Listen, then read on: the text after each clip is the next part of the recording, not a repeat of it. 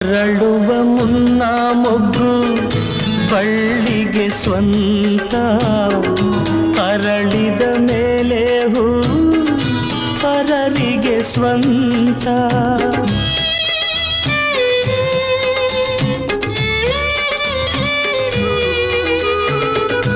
ಹಸಿರಿನ ಕಾಯಿ ಎಂದು ರೆಂಬೆಗೆ ಸ್ವಂತ, ರುಚಿಸುವ ಹಣ್ಣು ಎಂದು ತಿನ್ನೋರಿಗೆ ಸ್ವಂತ.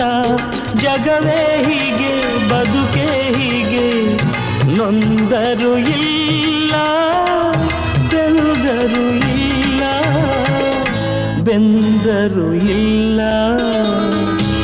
ಆಕಾಶಕ್ಕೆ ಕೊನೆಯೇ ಇಲ್ಲ, ಆಸೆಗೆ ಮಿತಿಯೇ ಇಲ್ಲ. ನಾನು ನೀನು ಬಯಸೋದೆಲ್ಲ ನಡೆಯುವುದಿಲ್ಲ.